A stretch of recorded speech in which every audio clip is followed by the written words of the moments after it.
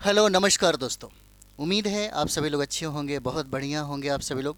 तो जैसा कि आज का जो प्रश्न है वह बिहार से रिलेटेड है, यानी कि बिहार के संदर्भ में जो पूछा गया सवाल है उन्हीं प्रश्नों पर आधारित बहुत सारे हम लोग प्रश्न भी देखेंगे। क्योंकि यदि हम लोग इन प्रश्नों को कंप्लीट कर लें तो आने वाला जो एग्ज़ाम है, जो परीक्षा है, उसमें संभावना सबसे ज़्यादा होगा।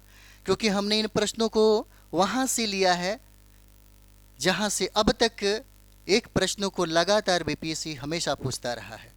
तो चलिए यहाँ पे हम लोग शुरुआत करते हैं, देखते हैं।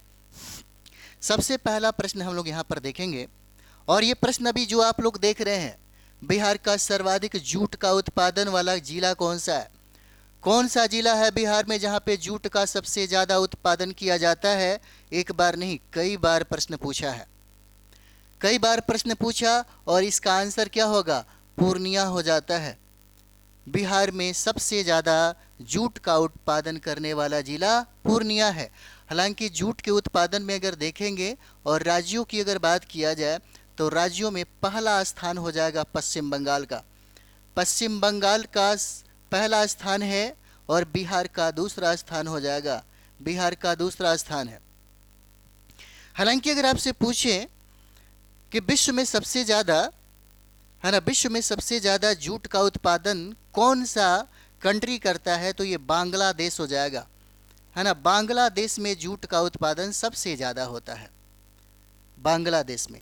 और राज्यों में अगर बात करें तो पश्चिम बंगाल में जूट का उत्पादन सबसे ज़्यादा, उसके बाद दूसरा स्थान बिहार का है। और बिहार में अगर जिला पूछता है कि कौन सा जिला है जहाँ पे जूट का सबसे ज़्यादा उत्पादन किया जाता है, तो यही पूर्णिया जिला हो जाएगा, है ना। पूर्णिया जिला, पूर्णिया जिला आप देखते होंगे, ये पूर्णिया जिला वेस्ट बंगाल के साथ अपना सीमा साझा करता है, वेस्ट बंगाल के साथ सीमा साझा करता है। यही पूर्णिया जिला, बिहार का सबसे न्यूनतम साक्षरता दर यहीं पर है, बिहार का न्यूनतम, है ना, न्यूनतम साक्षरता दर वाला जिला है। न्यूनतम साक्षरता दर वाला जिला कौन सा? यही पूर्णिया है। पूर्णिया, तीन जिले जो वेस्ट बंगाल के साथ सीमा साझा करते हैं, किशनगंज, पूर्णिया और कटिहार, ये तीन जिले हैं जो वेस्ट बंगाल के साथ सीमा साझा करते हैं। किशनगंज जो सबसे ऊपर आप देख सकते हैं, एक तरफ किशनगंज का ये जो क्षेत्र है, किशनगंज का, है ना, ये किशनगंज का जो क्षेत्र है, एक तरफ से इसका सीमा नेपाल के साथ साझा करता है, तो दूसरी तरफ इसका सीमा पूर्व की तरफ वेस्ट बंगाल के साथ सीमा साझा करता है। यही किशनगंज जो जिला है जहाँ पे सबसे ज़्यादा वर्षा होती है, बिहार में सबसे ज़्यादा वर्षा अगर पूछे तो यही किशनगंज जिला में, और इसी किशनगंज जिला में चाय की खेती की जाती है ना, चाय की खेती होती है किशनगंज जिला में। अब आपसे गलती नहीं होना चाहिए, क्योंकि बिहार का सर्वाधिक जूट उत्पादक जिला कौन हो जाएगा? यही पूर्णिया जिला है। और पूर्णिया जिला में मखाना का भी उत्पादन किया जाता है, लेकिन मखाना के उत्पादन में प्रथम स्थान दरभंगा का हो जाएगा, उसके बाद मधुबनी का स्थान आता है। चलिए यहाँ पे हम लोग देखिए,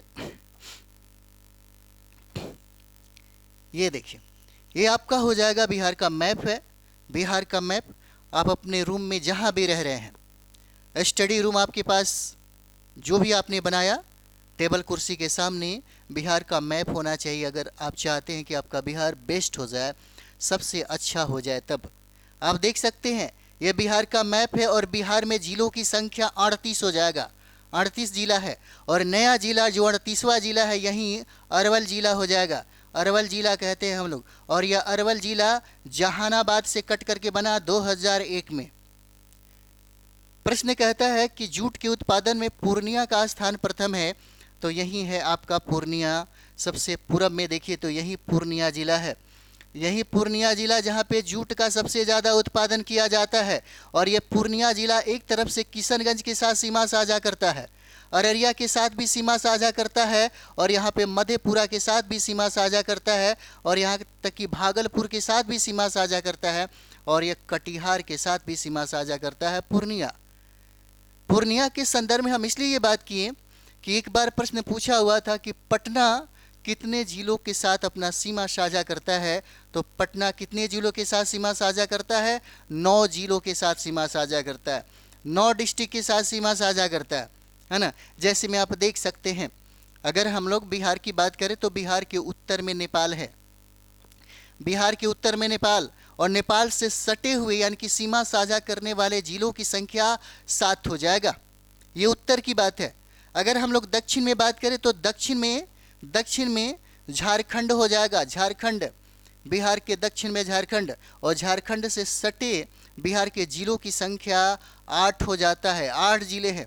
अगर यहाँ पश्चिम की बात करें तो पश्चिम में उत्तर प्रदेश हो जाएगा, और उत्तर प्रदेश में है ना, उत्तर प्रदेश से साझा करने वाले बिहार के जिलों की संख्या 8 हो जाता है ना, 8 हो जाएगा। और यहाँ पे जब हम लोग ईस्ट में देखते हैं तो ईस्ट में 3 जिले हैं जो वेस्ट बंगाल के साथ सीमा साझा करता है। एक हो जाएगा किशनगंज, पूर्णिया और कटिहार।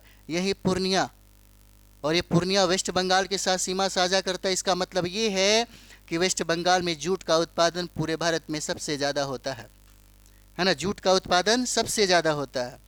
चलिए नेक्स्ट सवाल हम लोग यहाँ पर देखते हैं, और ये आपका दूसरा सवाल हो जाता है, जैन धर्म के प्रवर्तक महावीर जी का मोक्ष स्थान कहाँ स्थित है? मोक्ष स्थान पूछता है, तो मोक्ष स्थान कहाँ पे हो जाएगा? पावापुरी में हो जाता है। कहाँ? तो पावापुरी में हो जाएगा। इसका आंसर सी है। जैन धर्म के प्रवर्तक महावीर, जैन धर्म के संस्थापक हो जाते हैं ऋषभ देव। हालांकि सबसे ज़्यादा जो सवाल पूछा जाता है 23वां तीर्थंकर और 24वां तीर्थंकर से। 23वें तीर्थंकर का नाम है पार्श्वनाथ, और 24वें तीर्थंकर महावीर स्वामी हो जाते हैं, और महावीर स्वामी को ही जैन धर्म का वास्तविक संस्थापक कहा जाता है। इन्हीं को ही जैन धर्म का वास्तविक संस्थापक कहा जाता है। और यहाँ पे आप देख सकते हैं, यही है पावापुरी, बड़ा खूबसूरत जगह है। जब मौका मिले है ना, तो जैन धर्म के तीर्थ स्थल हो जाते हैं, चाहे बौद्ध धर्म के तीर्थ स्थल हो जाते हैं, वहाँ पर घूमिए, दिमाग बहुत डेवलप हो जाता है ना, दिमाग बहुत डेवलप होता है यहाँ पर घूमने से। चलिए अगला सवाल हम लोग यहाँ पर देखेंगे, बिहार के निम्न प्रशासनिक विभागीय जोड़ों में से किस जोड़े से गंगा नदी नहीं बहती है? अगर आप लोगों के पास मैप होगा, और मैप में यदि आप लोगों ने स्टडी करा होगा है ना, यदि आपने मैप का स्टडी किया होगा तो 100% ये प्रश्न बनेगा। मैप का स्टडी करने के लिए ज़्यादा उसको 2, 4, 5 घंटा है ना रगड़ने की ज़रूरत नहीं है, पढ़ने की ज़रूरत नहीं है। सिर्फ आप अपने रूम में लगाइए और बार बार देखिए। बार बार देखने से बहुत सारा प्रश्न है जो बन जाएगा है ना, बहुत सारा चीज़ें हैं जो आपके दिमाग में रहेगा। और उस तरीके से अगर प्रश्न पूछे, इस तरह से प्रश्न अगर पूछता है तो इसमें आपको पढ़ने की ज़रूरत नहीं पड़नी चाहिए। अगर आपने मैप का स्टडी किया है, अगर एटलस का स्टडी आपने किया है बिहार के मैप का है ना, तो मुझे नहीं लगता कि आपको इसमें गलती होगा। तो चलिए यहाँ पे हम लोग आंसर देखेंगे, तो इसका आंसर क्या होगा? कोशी और मगध हो जाता है ना। प्रमंडलों की संख्या बिहार में कितना है? तो 9 प्रमंडल होगा, 9 प्रमंडल। और 9 प्रमंडल में 2 प्रमंडलों से गंगा का प्रवाह नहीं होता, गंगा प्रवाहित नहीं होती। बाकी जो 7 जो प्रमंडल है, 7 प्रमंडलों से गंगा प्रवाहित होती है। चलिए यहाँ पे हम लोग देख लेते हैं। गंगा नदी अपनी यात्रा के क्रम में बक्सर, भोजपुर, सारण, पटना, वैशाली, समस्तीपुर, बेगूसराय, खगड़िया, मुंगेर, भागलपुर, कटिहार आदि जिलों में प्रवाहित होती है। इस प्रकार यह कोशी मगध जोड़े में से किसी में भी प्रवाहित नहीं है। अतः विकल्प क्या होगा? डी सही हो जाता है ना, विकल्प डी सही है। अब यहाँ पर देखिए, आपको समझ में आएगा है ना। आंसर क्या दिया था? मगध और कोशी दिया हुआ था है ना। यहाँ पर देखिए, ये हो जाएगा मगध और ये हो जाता है कोशी।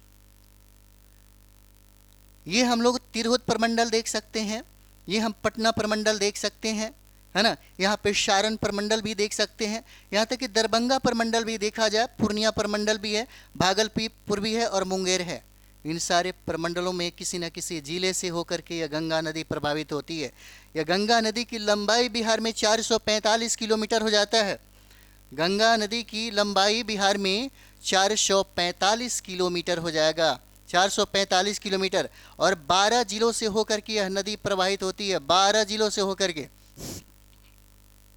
गंगा नदी की लंबाई सबसे ज़्यादा पटना में है, यही पटना जिला देख रहे हैं जो 9 जिलों के साथ सीमा साझा करता है पटना, 9 जिलों के साथ सीमा साझा करता है पटना, और पटना में सबसे ज़्यादा गंगा का लंबाई है कितना, 99 किलोमीटर हो जाता है।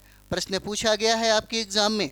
उसके बाद दूसरा स्थान आप देख सकते हैं, यह भागलपुर है, और भागलपुर से भी गंगा नदी प्रवाहित होती है, और यहाँ पर 60 किलोमीटर इसकी लंबाई है गंगा नदी की, 60 किलोमीटर है ना, 60 किलोमीटर हो जाता है। अब यहाँ पर हम लोग देखें, ये जो मगध है, मगध से गंगा नदी प्रवाहित नहीं होता, और मगध में आप देख सकते हैं अरवल है, जहानाबाद है, औरंगाबाद है ना, गया, और यहाँ पे नवादा जिला है जहाँ से गंगा नदी प्रवाहित नहीं होती। उसके बाद यहाँ पर कहता है कि कोशी, आप देख सकते हैं कोसी प्रमंडल में 3 जिले हो जाते हैं, सुपौल, मधेपुरा, और ये आपका क्या है, सहरसा हो जाएगा। और यही सहरसा जिला जहाँ पे सब बिहार में सबसे कम महिला साक्षरता वाला जिला हो जाएगा, कौन सा, यही है आपका सहरसा। चलिए नेक्स्ट सवाल हम लोग यहाँ पर देखेंगे, और ये है त्रिवेणी नहर किस नदी पर निर्मित है। त्रिवेणी नहर किस नदी पर निर्मित हो जाएगा, तो त्रिवेणी नहर के बारे में देखेंगे तो ये आपका कौन सा नदी है ना, त्रिवेणी नहर। 4 नंबर, त्रिवेणी नहर किस नदी पर निर्मित हो जाएगा, तो यहाँ पर देखिए इसका आंसर क्या होगा, गंडक नदी पर, है ना। पेन को चेंज कर लीजिए, गंडक नदी हो जाएगा, है ना।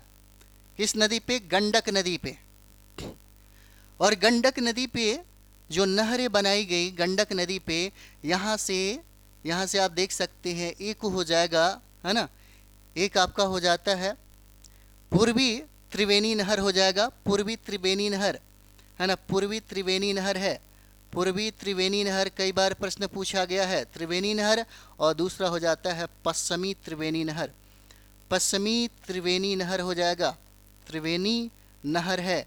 कोसी पर भी बांध बनाया गया, यहाँ तक कि सोन पर भी बांध बनाया गया, और गंडक पर भी बांध बनाया गया, लेकिन सबसे ज़्यादा सवाल आपके गंडक से पूछा गया है। त्रिवेणी नहर किस नदी पर निर्मित है, तो यही गंडक नदी पर। जैसे हम लोग देख सकते हैं उत्तर से आने वाली जितनी भी नदियाँ हैं वह हिमालय से निकल करके आती है ना। उत्तर से जितनी भी नदियाँ, यहाँ पर बिहार में नदियों के बारे में थोड़ा सा देख लें, यही नदी है ना, यही नदी है जिसे हम लोग गंगा नदी कहते हैं। और यही गंगा नदी बिहार को 2 भागों में डिवाइड करती है, गंगा नदी बिहार को 2 भागों में बांटती है, और ये उत्तर बिहार और दूसरा दक्षिण बिहार हो जाएगा। उत्तर बिहार की प्रमुख समस्या है जहाँ पर बाढ़ की समस्या बहुत ही प्रमुख समस्या है, और दक्षिण बिहार में सूखा की समस्या प्रमुख समस्या है, सूखा की समस्या। और यहाँ पे एक नदी है आप देख सकते हैं, ये है आपका घग्गर नदी, है ना, घग्गर नदी है, और ये हो जाएगा आपका गंडक नदी। और ये दक्षिण से आकर के मिलने वाली जो गंगा में संगम करने वाली जो नदी है वह कर्मनाशा नदी है, कर्मनाशा नदी, याद रखिएगा। ये 3 नदियाँ बिहार और उत्तर प्रदेश की सीमा बनाती है, बिहार और उत्तर प्रदेश की, उत्तर प्रदेश और बिहार की सीमा बनाती है, पूछा गया सवाल है यहाँ पे। यानी कि उत्तर से आकर के गंगा में मिलने वाली नदियाँ बहुत है जो हिमालय से निकलती है, इसीलिए इस नदियों में पानी हमेशा भरा हुआ रहता है। घग्गर है, गंडक है, गंडक के बाद यहाँ पर देख सकते हैं बूढ़ी गंडक हो जाएगा, है ना, बूढ़ी गंडक। उसके बाद कमला है, कमला के बाद बलान हो जाएगा, बलान के बाद ये कोशी हो जाएगा, कोशी। और कोशी के बाद ये जो नदी आप देख रहे हैं इसको हम लोग महानंदा नदी कहते हैं, महानंदा कहते हैं। जैसे यहाँ पर आप देख लिए कर्मनाशा नदी, जिसको हम लोग अपवित्र नदी के नाम से जानते हैं, और ये दक्षिण से जाकर के गंगा में मिल जाती है, ये भी आपको उत्तर प्रदेश और बिहार का बॉर्डर बनाती है यह नदी। उसके बाद यहाँ पर देख सकते हैं अमरकंटक से निकलने वाली जो नदियाँ, यह सोन नदी है, सोन नदी, और ये सोन नदी गंगा में जाकर के मिल जाती है। और यहीं पे आप देख सकते हैं पुनपुन नदी, पुनपुन नदी है, और ये पुनपुन नदी कहाँ पे, फतुहा में जाकर के गंगा में मिल जाती है ना, यहाँ पे, ठीक है। और यहाँ पे आप देख सकते हैं जैसे अजय नदी हो गए, अजय नदी हो गए, पंचाने नदी हो गए, है ना, यहाँ तक आप देख सकते हैं फल्गु नदी है। कई नदी है जो दक्षिण से जाकर के गंगा में मिल जाती है, संगम करती है, जहाँ से प्रश्न आपके एग्जाम में पूछे जाते हैं। ठीक है। अब यहाँ पर देखिए, त्रिवेणी नहर का निर्माण बिहार में गंडक नदी पर किया गया। अब ये है आपका नदी का मैप जो हम उस समय बता रहे थे। अब ये देखिए, यही नदी है जिसको हम लोग क्या कहते हैं, घाघरा नदी कहते हैं।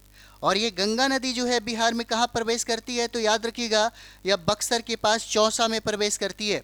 चौसा में प्रवेश करती है। गंगा की सर्वाधिक लंबाई उत्तर प्रदेश में है और गंगा की लंबाई टोटल 2525 किलोमीटर हो जाएगा, है ना। 2525 किलोमीटर है, लेकिन बिहार में गंगा की लंबाई 445 किलोमीटर हो जाएगा। और सबसे ज़्यादा गंगा की लंबाई यहीं कहाँ, तो पटना, है ना। बिहार की जो राजधानी है पटना, उसी में सबसे ज़्यादा लंबाई है इसका। और 12 जिलों से होकर के प्रवाहित होती है, 12 जिले, याद रखिएगा आप लोग। अब यहीं देखिए, यही जो नदी है जिसको घग्गर बोलते हैं और यही गंडक नदी है। इसी गंडक नदी पर दो नहरें बनाई गई, एक पूर्वी त्रिवेणी नहर और एक हो जाता है पश्चिमी त्रिवेणी नहर। उसके बाद हम लोग यहाँ पर देखेंगे, ये है बूढ़ी गंडक, और बूढ़ी गंडक के बाद ये बागमती नदी है, और बागमती नदी के बाद ये कमला है, कोशी, महानंदा है। दक्षिण से जाकर के मिलने वाली नदियाँ यही कर्मनाशा नदी, जिसको हम लोग अपवित्र नदी कहते हैं, अपवित्र नदी कहा जाता है। अमरकंटक से निकला हुआ ये सोन नदी, और ये पुनपुन नदी देख सकते हैं, और ये है फल्गु नदी। क्यूल है ना, क्यूल नदी है, और अजय नदी है। छोटी छोटी जो नदियां हैं यह भी, है ना, यह भी दक्षिण से जाकर के गंगा में मिल जाती है, संगम करती है यहाँ पे। चलिए यहाँ पे हम लोग आएंगे, और कैमूर पठार किसके लिए प्रसिद्ध हो जाता है, कैमूर का पठार किसके लिए प्रसिद्ध है ना। तांबा, चूना पत्थर, लिथियम, बॉक्साइड, उपरोक्त में से कोई नहीं, उपरोक्त में से एक से अधिक। तो यहाँ पर देखिए चूना पत्थर हो जाएगा। अभी जो हम लोग प्रश्न देख रहे हैं एकदम कंप्लीट कर लीजिएगा, क्योंकि आपके एग्जाम में बहुत ऐसे प्रश्न हैं जो बार बार पूछे जाते हैं, बार बार पूछे जाते हैं। और यहाँ से अगर हम लोग कंप्लीट कर ले तो आने वाला जो भी संभावित प्रश्न होगा इसी से रिलेटेड जो है, इसी से रिलेटेड पूछा जाता है आपके एग्जाम में, है ना। यहाँ पे तो कैमूर पठार किसके लिए प्रसिद्ध है, तो ये चूना पत्थर के लिए हो जाता है ना, चूना पत्थर के लिए हो जाता है। जैसे में आप देख सकते हैं यहाँ पे, चलिए बिहार के एक मैप के माध्यम से हम लोग समझें यहाँ, है ना। यही आपका कैमूर है और रोहतास का जिला हो जाता है ना। कैमूर और रोहतास का ये जिला हो जाएगा। और कैमूर रोहतास पे जहाँ, मतलब कैमूर रोहतास जिले में जो पठार है वह बिंद क्रम की चट्टानें मिलेगी, वहीं पर बिंद क्रम की चट्टानें मिलेगी। और बिंद क्रम की चट्टानों में चूना पत्थर का बहुलता सबसे ज़्यादा है, चूना पत्थर की बहुलता सबसे ज़्यादा है यहीं पर। और यही वजह है कि जहाँ पर चूना पत्थर की पर्याप्त मात्रा होगा वहीं पर सीमेंट उद्योग स्थापित होगा, सीमेंट उद्योग, क्योंकि सीमेंट बनाने के लिए चूना पत्थर की आवश्यकता पड़ती है। और यही वजह है कि रोहतास में सीमेंट उद्योग स्थापित किए गए।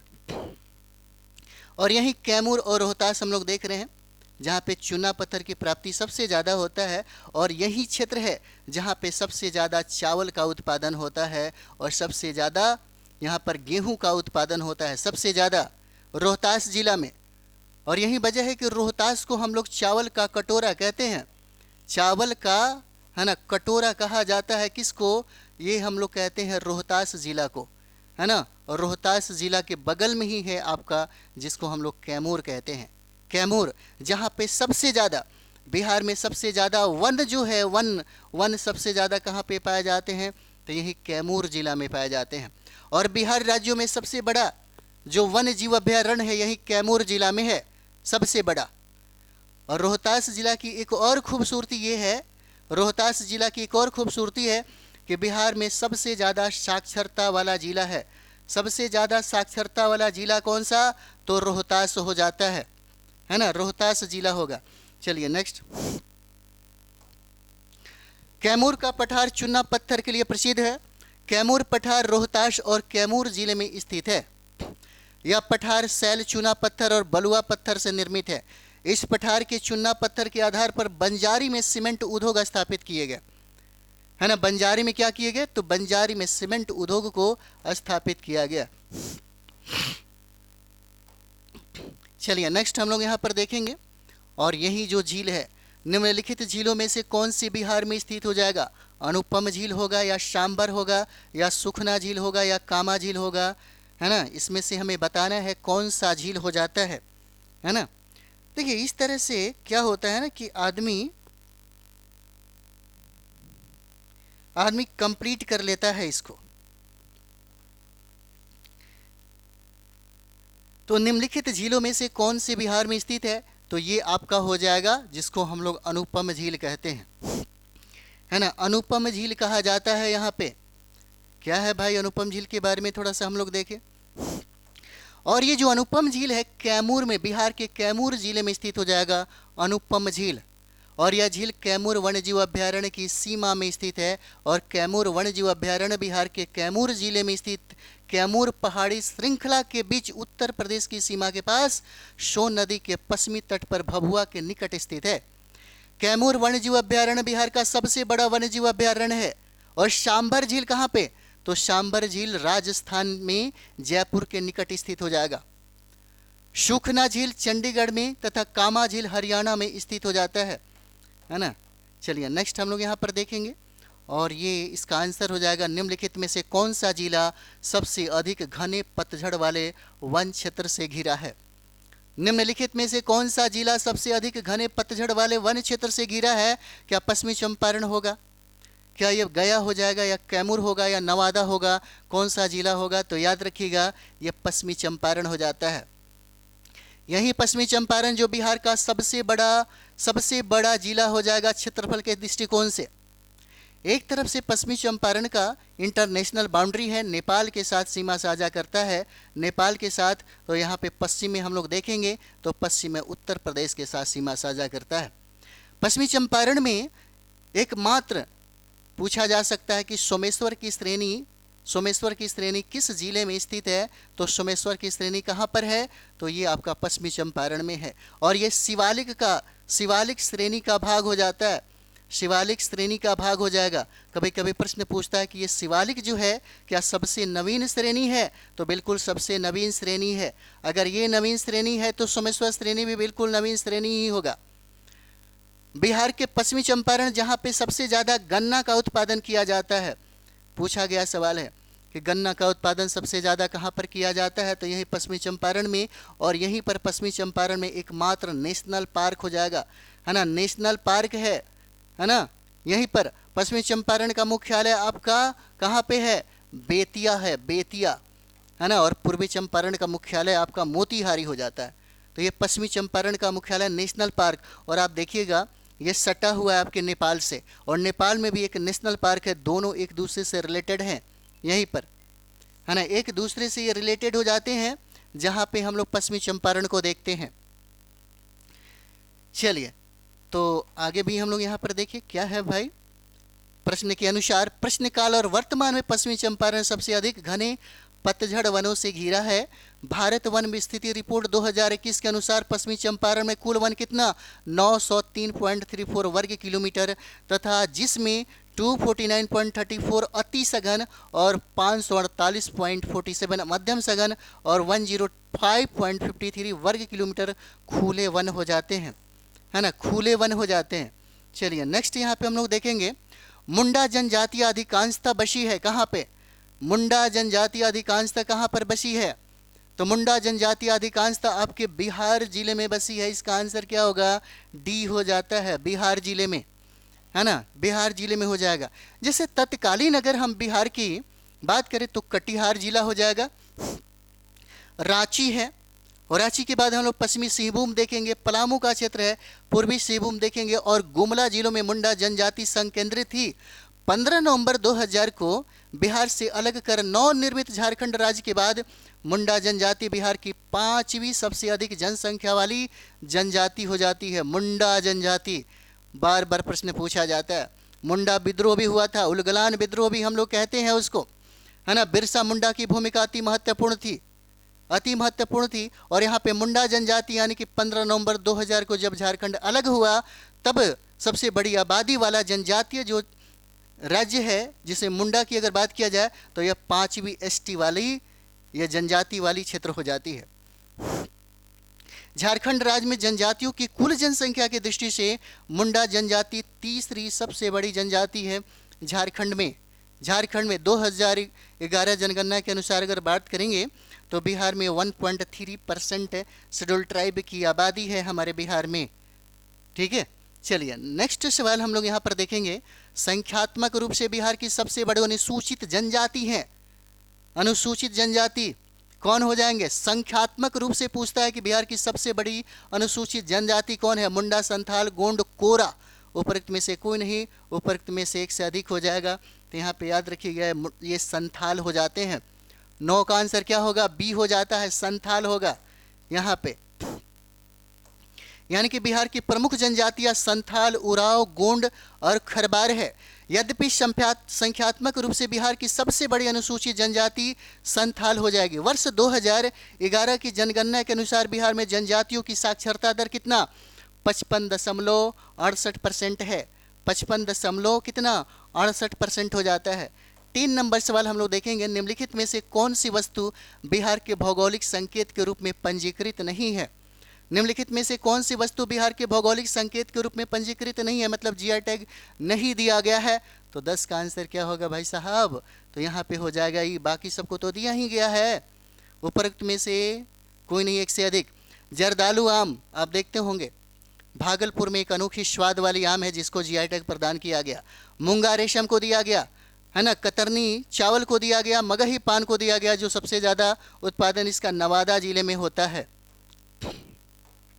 असम के मूंगा रेशम को जीआई टैग वर्ष 2007 में प्रदान किया गया था, जबकि 28 नवंबर 2017 के सांकेतिक जर्नल के अंक में बिहार के जर्दालू आम है ना, कतरनी, धान एवं मगही पान का उल्लेख किया गया है। अर्थात ये तीनों कृषि उत्पादक भौगोलिक संकेत के रूप में सूचीबद्ध हो जाते हैं, है ना। चलिए 11 नंबर सवाल हम लोग देखेंगे। निम्नलिखित में से कौन सी नदी के फतुहा पास गंगा में ये मिलती है? कौन सी नदी है? सारे के सारे प्रश्न अगर बिहार शिक्षक भर्ती की बात करें, ऐसे ही कुछ सिलेक्टेड प्रश्न होते हैं जो लगातार पूछते आ रहे हैं, उसी पे टारगेट करना चाहिए। अब जरा सोच के देखिए, हमने जो अभी पढ़ा, आपके सारे के सारे प्रश्न जब तक आप तैयारी करिए, जो भी एग्जाम दीजिए, सब पूछेगा। जैसे हम लोगों ने जो टॉपिक किया है वह देखिए, गंगा नदी तंत्र कर लिया है ना, गंगा नदी तंत्र किया, मतलब अपवाह तंत्र हम लोगों ने किया। अपवाह तंत्र मैंने आपको यहाँ पर मिट्टी भी दिखाया, और यहाँ तक कि वन्य जीव अभ्यारण्य भी दिखाया, वन्य जीव है ना, वन्य जीव अभ्यारण्य भी दिखाया। यहाँ तक खनिज भी आपको दिखाया, खनिज, और यहाँ तक कि है ना अनाज का उत्पादन भी आपको बताया, अनाज का उत्पादन। यहाँ तक कि झील की भी चर्चा हो गई है ना, झील की भी चर्चा हो गई। अगर इतना कर लें है ना, तो सारे के सारे जो प्रश्न हैं आपके बिहार में, बिहार स्पेशल में जो पूछे जाते हैं, छूटेगा ही नहीं, सारे के सारे प्रश्न पकड़े जाएंगे। ये सारे के सारे इसी से रिलेटेड प्रश्न पूछा गया, तो क्यों ना एक बार अच्छे तरीके से पढ़ लिया जाए, है ना। निम्नलिखित में से कौन सी नदी फतुहा के पास गंगा में क्या करती है? मिल जाती है। तो ये नदी हो जाएगा आपका कौन सा? पुनपुन नदी है, पुनपुन नदी है। आप देख रहे हैं ना, यही पुनपुन नदी हो जाता है। कौन सा नदी है? तो पुनपुन नदी है। जैसे में पुनपुन नदी छोटा नागपुर पठार, जो पलामू झारखंड से निकलकर बिहार के औरंगाबाद जिले में प्रवेश करती है और पटना जिले के फतुहा के समीप गंगा में मिल जाती है। और इसकी 2 सहायक नदियां हैं, एक का नाम है मोरहर नदी और दूसरा का नाम है दरघा नदी है, जो पुनपुन की सहायक नदी हो जाता है। यह पुनपुन की ये सहायक नदी है। और लास्ट हम लोग इस प्रश्नों को देखेंगे, बिहार में निम्नलिखित में से कौन सा वस्त्र उद्योग का केंद्र है? वस्त्र उद्योग का केंद्र कौन हो जाएगा? तो वस्त्र उद्योग का बहुत सारे केंद्र हो जाते हैं।